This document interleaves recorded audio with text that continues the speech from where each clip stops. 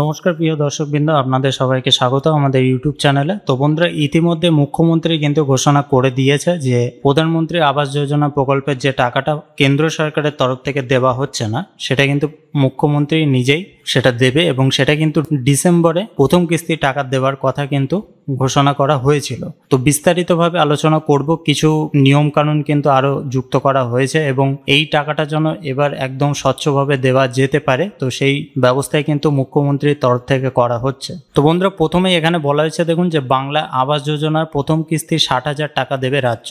তো এখানে বলা হয়েছে যে আগামী 21শে সেপ্টেম্বর থেকে আবাস যাচাইয়ের কাজ শুরু হবে রাজ্য জুড়ে। এর আগে 15ই সেপ্টেম্বর যাচাই শুরু হবার কথা থাকলেও বন্যার কারণে করা যায়নি বলে জানা গিয়েছে। কেন্দ্র টাকা না দেওয়ায় এই টাকা রাজ্যের কোষাগার থেকেই দেওয়া হবে বলে ঘোষণা করেছেন মুখ্যমন্ত্রী মমতা বন্দ্যোপাধ্যায় এবং সেই কারণেই ওই যাচাইয়ের কাজ চালানো হবে। একই সঙ্গে সুবিধা প্রাপকদের থেকে লিখিয়ে নেওয়া হবে যে তারা ন্যায্য দাবিদার। 60, 40 এবং 20,000 টাকা তিনটি কিস্তির উপভোক্তাদের ব্যাংকের অ্যাকাউন্টে পাঠানো হবে। এই প্রকল্পের এসওপি অনুযায়ী 20 ডিসেম্বরের মধ্যে প্রথম কিস্তির টাকা দেওয়া সম্পন্ন করা হবে। তো বন্ধুরা, বুঝতে পারছেন যে এখানে কিন্তু সম্পূর্ণ ডেটটা বলে দেওয়া হয়েছে যে 20 ডিসেম্বরের মধ্যে প্রথম কিস্তির টাকা দিয়ে দেওয়া হবে। আর তাছাড়া এখানে প্রথম কিস্তিতে 60,000 টাকা, পরবর্তী কিস্তিতে 40, তারপরে কিন্তু 20,000, অর্থাৎ টোটাল 1,20,000 টাকা কিন্তু দেওয়া হবে। তবে যাচাই পর্ব সেরে চূড়ান্ত অনুমোদন দিতে হবে জেলা শাসকদের। এই প্রকল্পের নাম বাংলা আবাস যোজনা হচ্ছে বলেও সূত্রের খবর। ডিসেম্বর মাসে প্রথম সপ্তাহ থেকেই রাজ্যের কোষাগার থেকে বাংলা দরিদ্র মানুষকে বাড়ি তৈরির টাকা দেওয়া শুরু করবে নবান্ন।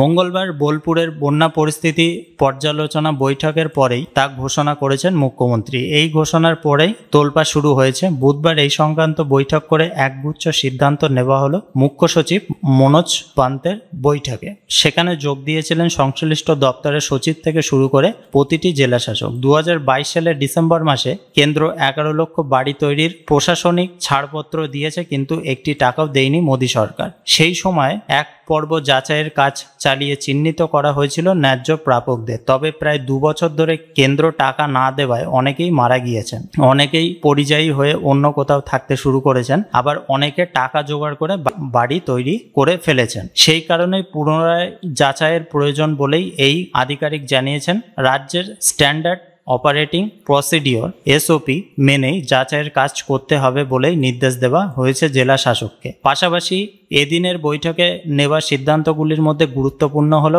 বৃহস্পতিবার থেকেই দল গঠনের কাজ শুরু করতে হবে প্রতিটি জেলাকে। উপভোক্তাদের তালিকা ধরে সশরীরে যাচাই ফিল্ড ভেরিফিকেশন করা বাধ্যতামূলক। আধার সংযোজন নথিভুক্ত করা হবে। চালু হবে নির্দিষ্ট পোর্টাল। যাচাইয়ের পরেই সেই তালিকা পুনরায় যাচাই করা হবে। তো বন্ধুরা, বুঝতে পেরেছেন যে কত কিস্তিতে টাকা দেওয়া হবে এবং সেটা কিন্তু আগামী 21শে সেপ্টেম্বর থেকে আবাসের যাচাইয়ের কাজ কিন্তু শুরু হয়ে গিয়েছে এবং সেটা কিন্তু চালু হবার কথা ছিল 15ই সেপ্টেম্বর, কিন্তু বন্যার কারণে কিন্তু সেটা একটু পিছিয়ে গিয়েছে এবং প্রতিটা জেলা শাসকদের কাছে কিন্তু বলা হয়েছে যে রাজ্যের একটা নির্দিষ্ট এসওপি অর্থাৎ স্ট্যান্ডার্ড অপারেটিং প্রসিডিওর তৈরি করা হবে এবং সেটা মেনেই কিন্তু যাচাইকরণ হবে এবং তার ফলে কিন্তু যারা প্রাপক আছে তাদেরকে সরাসরি ব্যাংকের অ্যাকাউন্টে কিন্তু তাদের টাকা দিয়ে দেওয়া হবে। এবং বৃহস্পতিবার একটা দল গঠন করা হবে এবং প্রতিটি জেলাতে এবং উপভোক্তাদের তালিকা ধরেই সশরীরে যাচাই, অর্থাৎ যে উপভোক্তাদের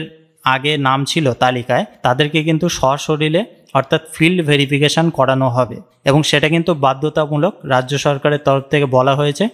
এবং আধার সংযোগ নথিবদ্ধ করা হবে, অর্থাৎ তাদের আধার কার্ড নেওয়া হবে এবং সেটা কিন্তু নির্দিষ্ট একটা পোর্টাল চালু হবে। সেই পোর্টালে কিন্তু তাদের নামটা নথিভুক্ত করা হবে এবং সম্পূর্ণ যাচাই তালিকা পুনরায় কিন্তু তৈরি করা হবে বা সেটা কিন্তু অলরেডি চালু হয়ে গিয়েছে এবং বিভিন্ন জেলাতে কিন্তু একটা করে কোর কমিটি তৈরি হচ্ছে এবং সেই সংক্রান্ত বিষয়ে যাচাই কাজ শেষ হবার পরেই কিন্তু রাজ্য সরকারের তরফ থেকে ডিসেম্বরের 20 তারিখ, তো দেখতে পাচ্ছেন যে 20 ডিসেম্বরের মধ্যে প্রথম কিস্তির টাকা যারা যারা আর কি প্রাপকরা আছে এবং যাদের আগে থেকে ভেরিফিকেশন হয়েছিল এবং পুনরায় যাদের ভেরিফিকেশন হবে এবং সেগুলো যদি সবকিছু ঠিকঠাক থাকে তাহলে কিন্তু তাদের প্রথম কিস্তির টাকাটা দেওয়া হবে। তো মূল বিষয় হচ্ছে যে যারা উপভোক্তারা আছে তাদেরকে কিন্তু সশরীরে সেই ভেরিফিকেশনটা করানো হবে এবং সেখানে কিন্তু তাদেরকে উপস্থিত থাকতে হবে। অর্থাৎ তাদেরকে কিন্তু ওখানেই উপস্থিত থাকতে হবে যখন ভেরিফিকেশন হবে, এবং তারপরে তাদের আধার কার্ডটা কিন্তু নথিবন্ধ করা হবে এবং নির্দিষ্ট যে পোর্টাল আপনাদেরকে বললাম যে নির্দিষ্ট পোর্টাল চালু করা হবে রাজ্য সরকারের তরফ থেকে,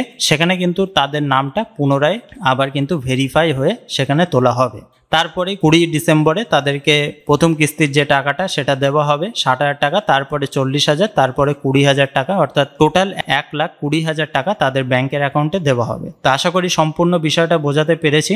এবং যদি আপনারা দেখতে চান যে আপনাদের নামটা পোর্টালে উঠে আছে কিনা, তো এটা যে নতুন পোর্টাল চালু করা হবে সেটা তো এখনো চালু করা হয়নি, এবং এর আগে যে কেন্দ্র সরকারের পোর্টালে আপনাদের যে নামটা উঠে আছে বা ভেরিফিকেশন হয়েছিল তার প্রমাণ যদি আপনারা দেখতে চান, আমাদের চ্যানেলে নির্দিষ্ট ভিডিও বানানো আছে কিভাবে আপনারা লিস্টটা চেক করবেন। তো সেই সংক্রান্ত ভিডিও আপনারা একটু দেখে নেবেন, এবং আই বাটনে সেটা আমরা লিঙ্কটা দিয়ে দেবো, অবশ্যই সেই ভিডিওটা সেখান থেকে আপনারা দেখে নিতে পারবেন। তো সম্পূর্ণ বিষয়টা বোঝাতে পেরেছি। যদি ভিডিওটা ভালো লেগে থাকে অবশ্যই একটা লাইক করতে কিন্তু ভুলবেন না। আর যখন ভেরিফিকেশন হবে তখন কিন্তু আপনারা সেখানে অবশ্যই উপস্থিত থাকবেন। উপস্থিত না থাকলে কিন্তু আপনারা রাজ্য সরকারের তরফ থেকে যে টাকাটা দেওয়া হবে বা দেওয়ার কথা বলা হচ্ছে সেটা কিন্তু আপনারা পাবেন না। তো এই গাইডলাইনগুলো অবশ্যই মেনে কিন্তু আপনাদেরকে চলতে হবে, তাহলে কিন্তু আপনারা 20 ডিসেম্বরে আপনাদের বাড়ির টাকাটা পেয়ে যাবেন। তো অবশ্যই সবাই ভালো থাকুন, সুস্থ থাকুন, আর আমাদের এই ভিডিওটা এতক্ষণ দেখার জন্য আপনাদেরকে অসংখ্য ধন্যবাদ।